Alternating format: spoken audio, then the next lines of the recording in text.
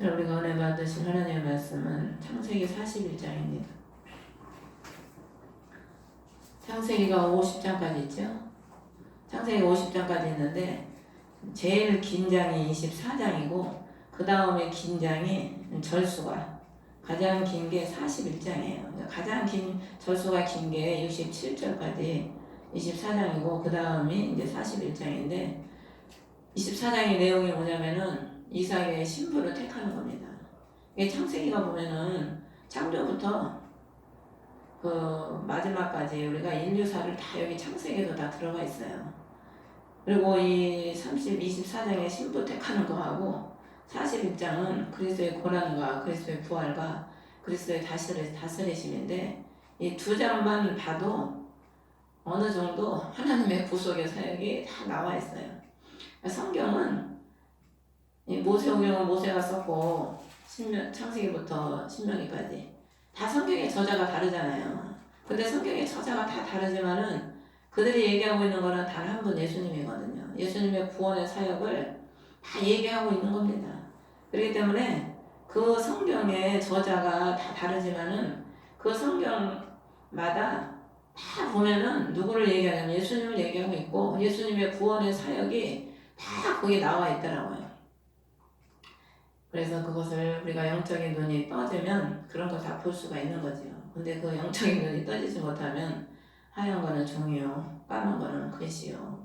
이렇게 성경만 보면 어떤 사람은 잠이 잘 오는지, 불면증 걸린 사람은 성경을 보면 잠이 잘 올지도 모르지. 근데 또 죽으라고 안 봐요. 우리 선수도 그렇게 잠이 자다 깨고 뭐 안 온다고 그래서 성경 좀 봐라. 그래도 죽어라고 안 봐. 해라는 거는 죽어라고 안 하고 하지 말라는 건 또 죽어라고 하고 청개구리 심보들을 가져가지고 우리가 변화되지 못하면은 청개구리 심보들이 다 있어가지고 주님이 하라고 하는 거는 안 해요 안 해요 그러고 하지 말라고 그러는 거는 할 거예요 할게요. 가장 우리 하나님이 24장이 가장 긴데 주님이 보실 때는 뭐가 가장 중요하겠습니까? 응? 주님이 우리를 보실 때 뭐가 가장 중요하겠어요? 우리가 신부 되는 게 가장 중요하세요. 그래서 창세기 가장 긴 24장이 신부를 택하는 거예요.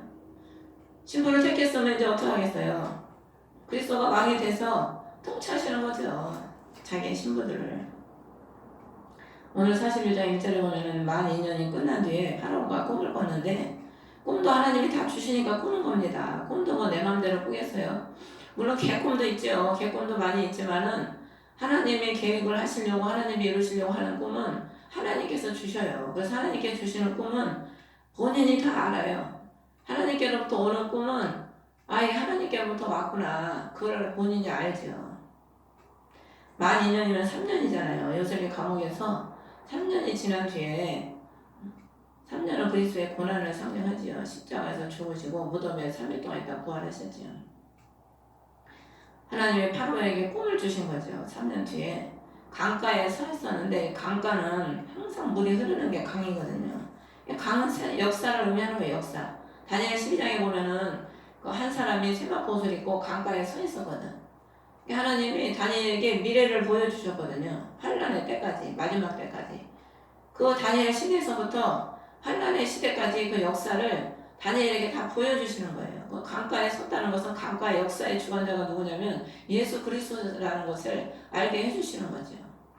그래서 파라오에게 꿈을 주시는데 앞으로 될 일을 역사가 어떻게 흘러갈 것을 보여주시는 겁니다.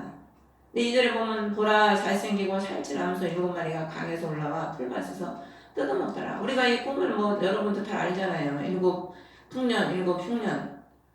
풍년도 하나님이 주셔야 풍년이 어떻게 되면 풍년이잖아요. 비가 와야 풍년인 거예요. 비가 안 오면 기근이고 비가 오면 풍년인 거예요.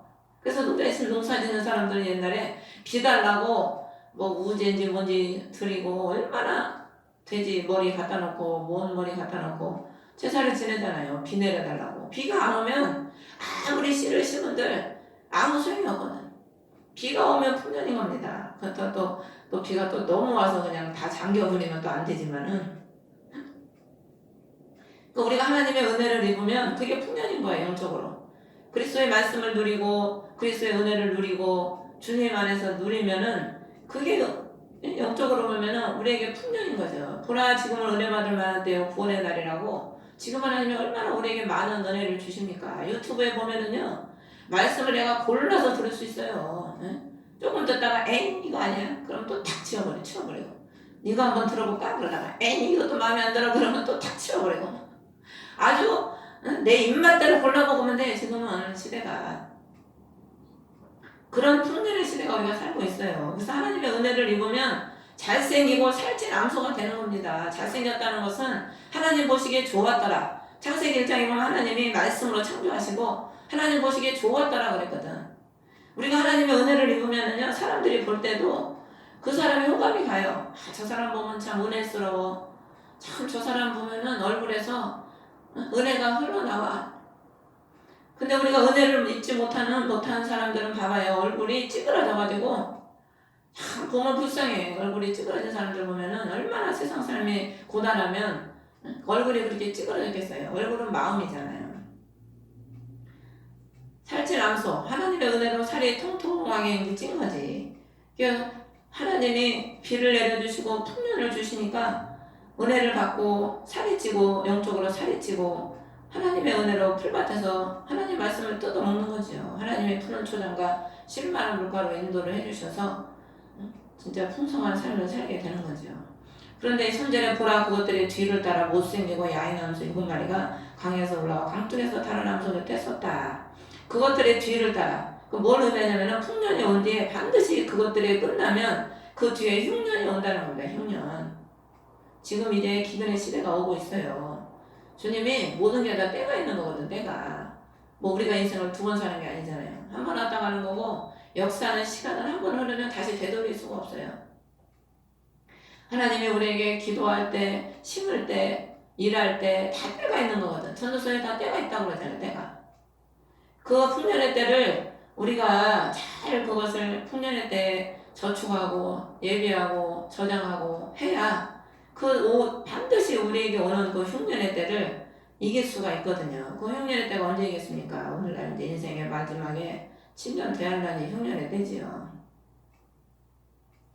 그가 그 꿈을 꾸고 5절에 보면 잠들어서 두 번째 꿈을 꾸는데 보라 줄기 하나에 통통하고 좋은 곡식이 7개가 나오더라. 줄기 하나에 줄기 그리스도의 한 줄기 하나님의 통통하고 좋은 이삭은 오직 주님으로부터 나와야 통통하고 좋은 이삭 알고게 되는 거거든요. 그런데 그 뒤를 따라 동풍에 많은 이삭 7개가 솟아나오는 거예요. 동풍은 뜨거운 바람을 의미하는데 뜨거운 바람이 부니까 비가 안 오고 말라버리는 거예요. 말라버려.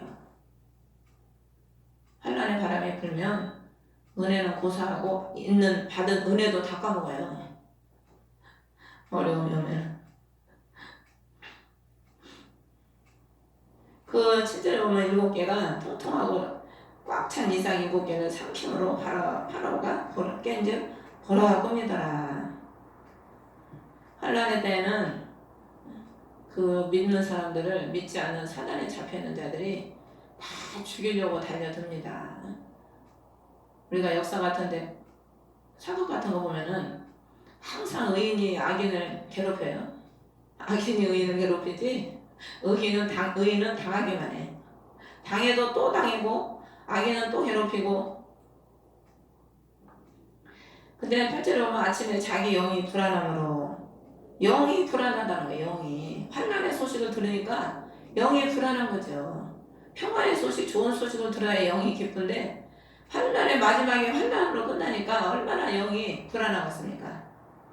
불안하니까 마술사 부르고 지혜자 부르고 다 불러서 그 꿈을 해석하려고 하는데 꿈을 해석해주는 자가 없는 거예요. 그때 이제 잘 맡은 자가 딱 나타나서 나의 잘못을 기억하나이다. 11절에 보면 하룻밤 사이에 꿈을 꿨는데 각각의 꿈 해석대로 꿈을 꿨나이다. 이게 말이 참 꿈을 꿨는데 해석을 해줬다고 이렇게 기록이 된 게 아니고 각각의 꿈의 해석대로 꿈을 꿨다는 거예요. 해석대로. 이게 뭘 의미하냐면 하나님이 앞으로 될 인생 하나님이 그들을 어떻게 이끌어 가실지를 보여주시는 꿈을 꿨다는 거지요. 해석이 먼저고 꿈이 뒤에 있잖아요. 우리 하나님이 다 앞으로 미래에 될 일을 꿈으로 보여주신다는 거죠. 꿈으로. 그래서 오늘날에 기도하는 사람들한테도 주님이 미래에 될 일을 꿈으로 자주 보여주시지요.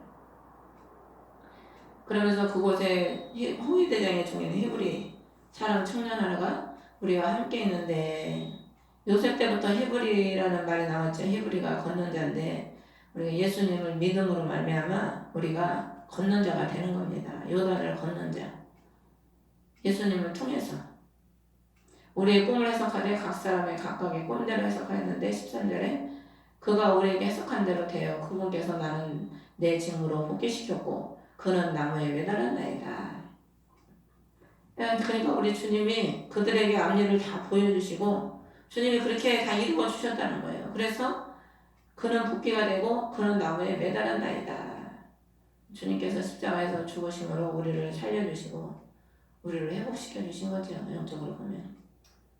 14절은 파라오가 사람을 그 얘기를 듣고 보내서 요셉을 급히 감옥에서 데려오고 수염을 깎고 옷을 갈아입고 파라오에게 나가지요. 그러면서 15절을 보면 파라오가 요셉에게 이르되 한 꿈을 꾸었는데 능히 해석하는 자가 없는데 너는 꿈을 이해하여 해석한다.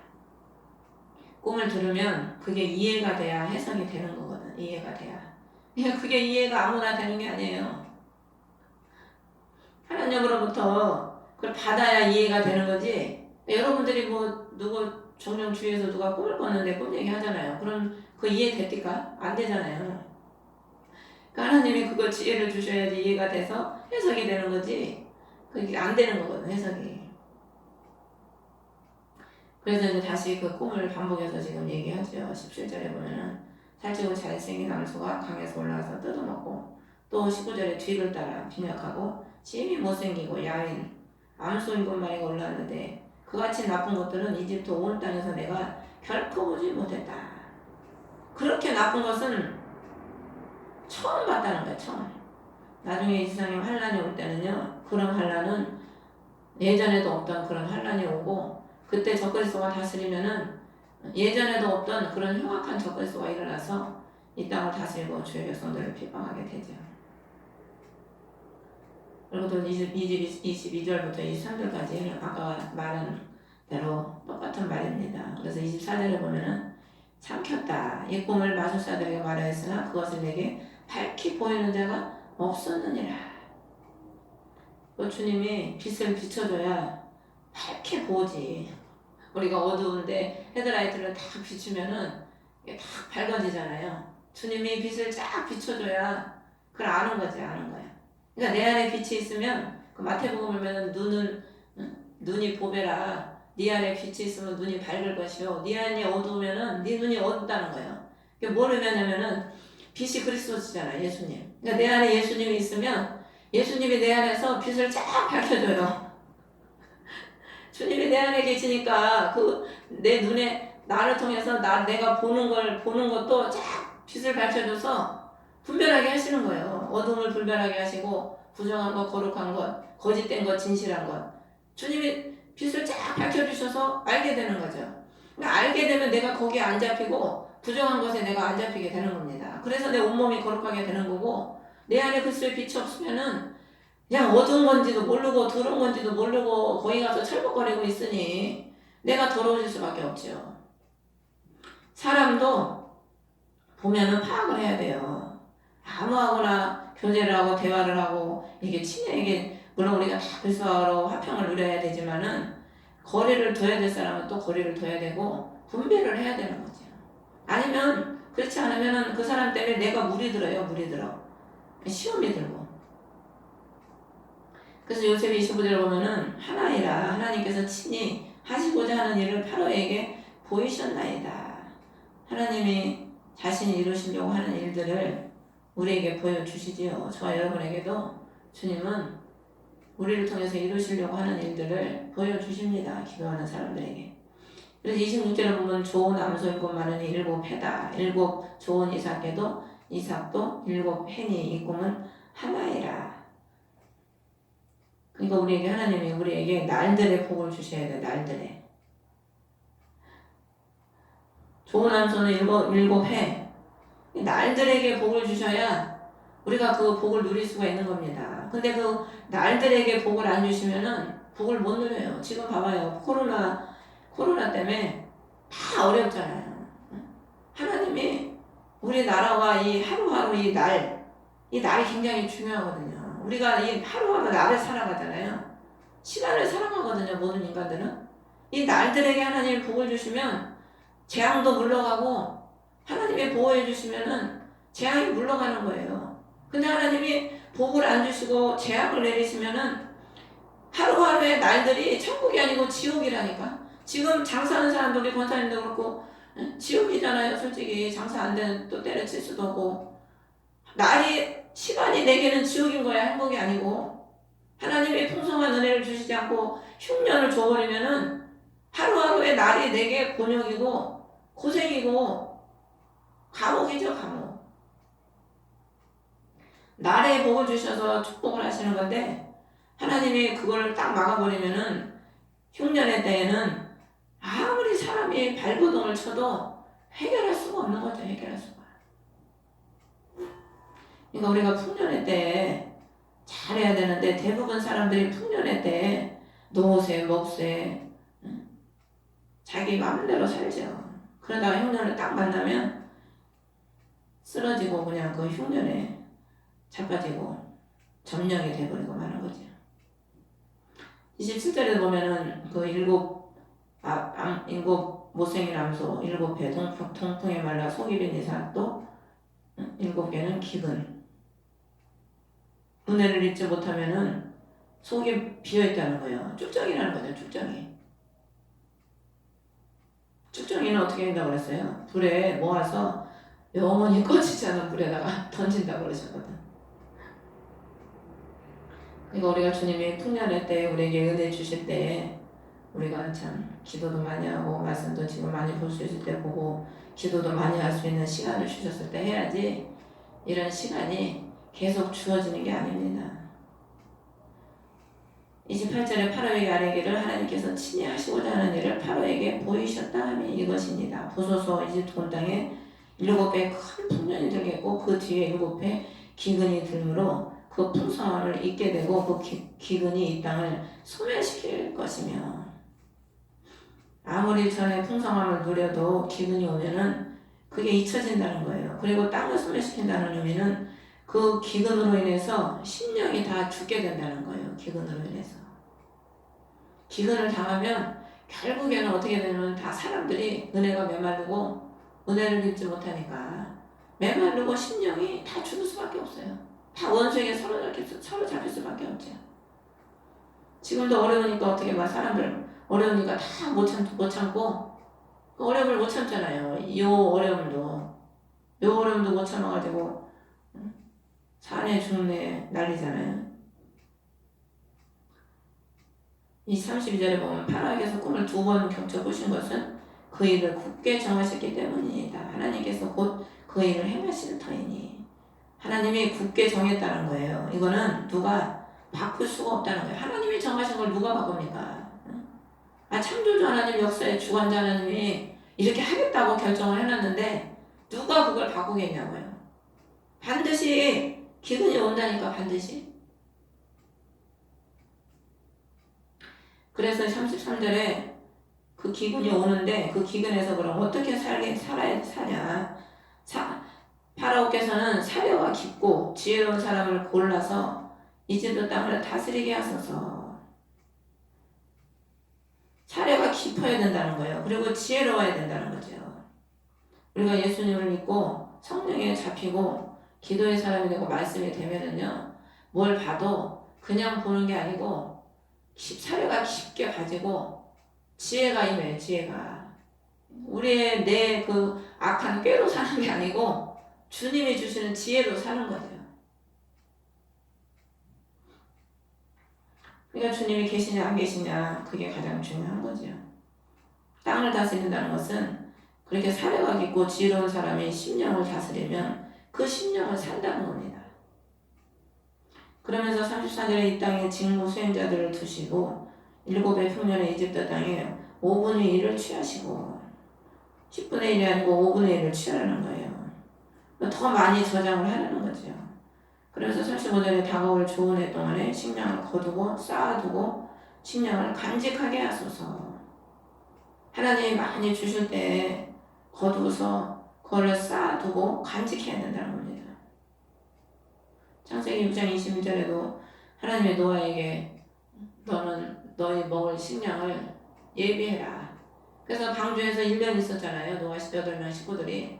그 8식구들이 1년 동안 자기들이 먹어야 될 1년만 먹어요? 땅에서 배에서 나왔다고 뭐 먹을 게 바로 있습니까? 바로 없잖아요. 농사를 지고 뭐 열매가 맺어야 먹는 거지. 그러니까 그들이 배에다가 먹을 양식을 2년 정도 먹을 양식을 저장을 해야 되는 거예요. 그러니까 많이 저장하면 저장할수록 안전한 거죠. 주님이 그들에게 저장하라고 명령을 하시잖아요. 그리고 마태복음 25장에도 보면 그 슬기로운 5처녀는 기름을 준비하고 미련 5처녀는 준비하지 않으므로 문이 닫혀서 들어가지 못하지요. 36절에 이 땅을 위해 저장하여 대비하면 기근을 대비하면 이 땅이 그 기근으로 말미암아 멸망하지 아니하리이다. 대비하면 땅이 멸망하지 않는다는 거예요. 우리가 대비를 하면 우리가 어떤 기근이 와도 우리는 멸망하지 않고 살아날 줄 믿습니다. 그래서 요셉이 드디어 37절에 어떻게 기근을 해결해야 될지 다 얘기를 해주니까 파라오가 너무 속이 시원한 거죠. 꿈도 몰라가지고 꿈도 이게 무슨 꿈인지 고민이 돼서 문제가 지금 충만한데 꿈에 대한 해석도 해주고 또 그거에 대한 해결책도 다 얘기를 해줘버리니까 얼마나 파라오가 시원하겠어요. 그런 사람을 만날 수가 없는 거죠. 우리가 인생을 살아가면서 어떤 문제에 닥치고 어려움에 닥칠 때 그것을 해결해 줄 수 있는 사람을 만났을 때 그것처럼 행복한 게 어디 있습니까? 속이 시원하고. 그러니까 주님의 사람을 만나면 해결이 되는 거예요. 답답할 때 사이다 먹으면 속이 시원한 것처럼 어려울 때 주님의 사람 만나서 그 하나님의 말씀을 듣고 그 지혜로운 말씀을 통해서 그 문제가 해결이 되면은 우리 인생에서 그렇게 시원할 수가 없죠. 그러니까 우리가 하나님의 사람을 만나면 사는 것이고 하나님의 사람을 못 만나면 그 문제 속에서 죽는 거예요. 죽는 거. 그러면서 39절에 요셉에게 내게 보여주셨으니 너처럼 사력 있고 지혜로운 자가 없도다. 보여주기는 누구한테 보여줬어요? 파라오의 자기한테 보여줬지. 근데 보여준들 뭔 소용이 있어? 깨닫지 못하면 아무 소용이 없죠. 깨닫게 하는 사람에게 보여준 거라는 거야. 깨닫게 하는 사람에게. 그러면서 40절에 너는 내 집을 다스릴지니라. 그러면서 온 땅을 41절에 너 세워서 다스리게 하노라. 요셉이 왕 같은 그 보좌에 앉아서 온 땅을 다스리지요. 요셉이 꿈대로 된 겁니다. 지금 꿈대로 이루어진 거예요. 그 옛날 10대 꿨던 꿈이 30세에 이루어지는 거죠. 그 고난을 다 인내하고 참고 눈물의 세월을 인내하면서 견뎠더니 주님이 그 주셨던 약속 꿈이 이루어지는 날을 자기 눈으로 보잖아요. 하나님의 말씀은 변치 않거든요. 그 말씀을 붙잡고 그 말씀을 따라 살면 반드시 주님이 약속하신 것을 이루어지는 것을 우리 눈으로 보게 하시지요. 그러면서 그에게 반지를 빼서 요셉에게 손에 끼워주고 고운 암마포옷을 입히고 금사슬을 그의 목에 걸어줬다. 반지는 언약이고 권세입니다. 주님이 하나님이 너는 내 자녀다 내 아들이다. 권세를 주시고 언약을 주시는 거죠. 고운 암마포는 거룩과 존귀. 회개할 때는 모르드게가 굵은 베옷을 입었거든요. 굵은 베옷은 거칠어요. 그러니까 그냥 힘든 거죠. 근데 고운 아마포는 고우니까 얼마나 살결이 부드럽겠어요. 탈 때. 거룩과 존귀를 의미하는 겁니다. 우리가 회개되고 고난을 통해서 연단을 통해서 불에서 금이 불순물에 빠지듯이 우리가 거룩하게 되면 주님이 고운 아마포옷을 입혀주는 겁니다. 그리고 금사슬은 영광이지 영광. 빛나게 해주는 거예요. 하나님이 우리를. 그래서 기도를 하면 하나님이 너를 높여주리라 영광스럽게 해주리라 주님 기도하면은 그런 막 말씀을 하시잖아요. 물론 뭐 현재 뭐 이루어지진 않았지만 그 소망을 가지고 사는 거지 뭐. 꿈은 꾸는 건 내 맘이지 뭐 꿈꾼다고 돈 누구 말 같아 돈 드는 것도 아니고 내가 꿈꾼다고 뭐 남한테 피해 주는 것도 아니고 내 꿈꾼다고 누가 뭐 나한테 뭐라고 할 권리가 있습니까? 그 권리는 없거든요. 내가 꿈꾸는 건 내 맘이지. 그러면서 자기의 소유한 둘째 병거에 태우고 그 앞에서 소리를 지르고 무릎을 꿇고 절하라. 전에 참 종으로 팔려서 종살이하고 섬기고 그 감옥까지 들어가가지고 종살이하고 내가 이 감옥에서 언제나 나갈까 그 생각을 하루에도 수십 번 했을 거예요, 요셉도. 그런데 온 땅의 모든 사람들이 무릎 꿇고 절하잖아요. 주님이 이런 날을 주시는 거죠. 그리스도가 온 땅의 주가 되시고 왕이 되셔서 모든 사람들이 그 앞에 무릎을 꿇고 경배하고 섬기는 그 날이 오는 겁니다, 지금. 그리고 마지막 때 또 그 날이 올 것이고요. 그리고 45절에 보면은 요셉의 이름을 사본의 바네아, 이게 비밀을 맡은 자, 비밀을 가진 자라는 의미거든요. 비밀이 누굽니까? 예수 그리스도시죠. 그분의 이름이 비밀이고 그분이 우리에게 비밀이거든요. 만난 사람만 아는 거예요. 아무도 몰라. 그분이 어떤 분인지를.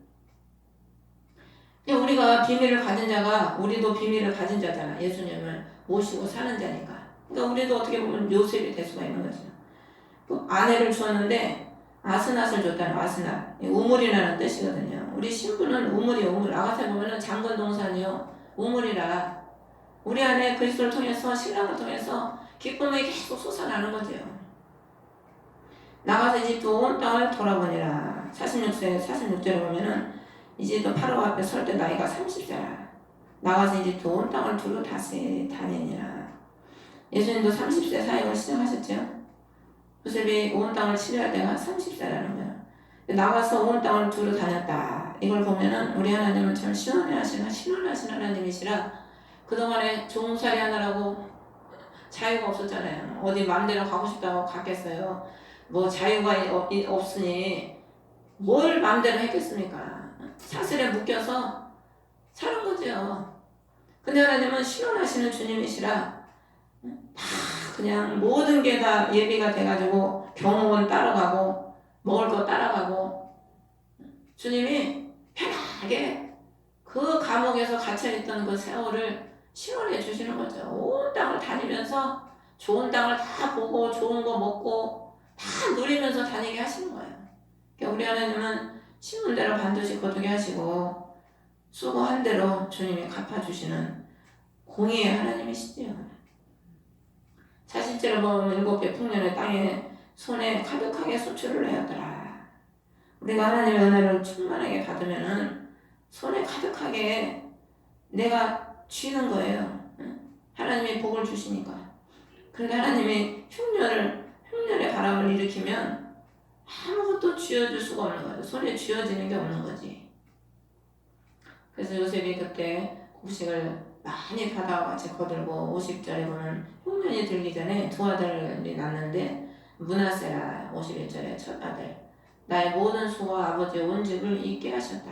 하나님은 그 축복을 주실 때는 모든 고난을 다 잊어버리게 해주신다는 거죠. 그리고 그 수고를 하나님이 다 잊게 해주신다는 거고, 둘째는 에브라임, 고난받는 땅에서 다산하게 하셨다. 고난을 다 잊어버리게 축복하시고, 축복을 받았으니까 자연적으로 따라오는 거는 다산하게 되는 거죠.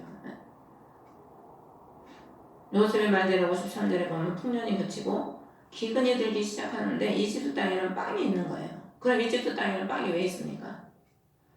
요셉이 있으니까 이집트 땅에는 빵이 있는 거예요. 요셉이 예비를 했기 때문에. 그러니까 세상에 기근이 온다고 해도 주님에게는 기근이 없어요.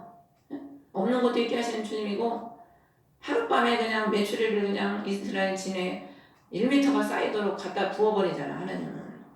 그러니까 기근이 있어도 주님이 함께하고 주님이 축복을 하시면 주님 안에는 기근이 없는 거지요. 사는 거지요.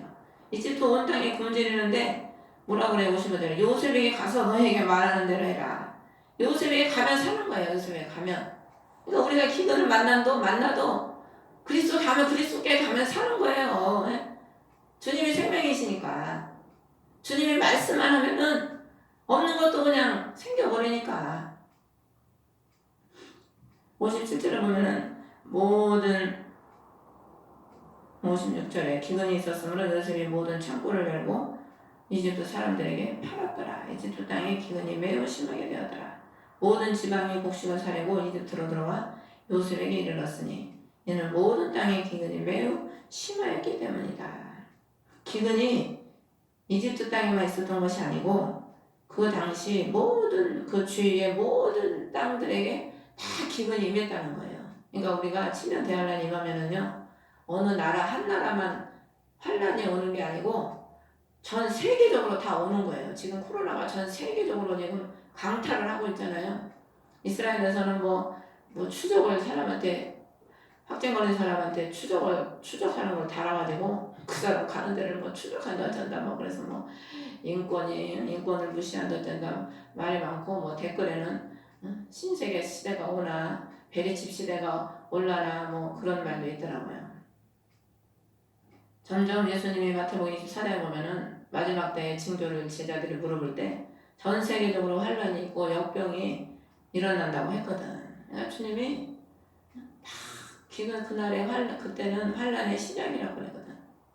우리가 시대가 돌아가는 걸 잘 보면서 말씀에 비춰보면서 기도로 깨어 있으면 다 그게 차례가 깊고 지혜로우면은요 말씀이 깨달아지고 그 말씀에 다 비춰보고 깨달을 수가 있는 거죠.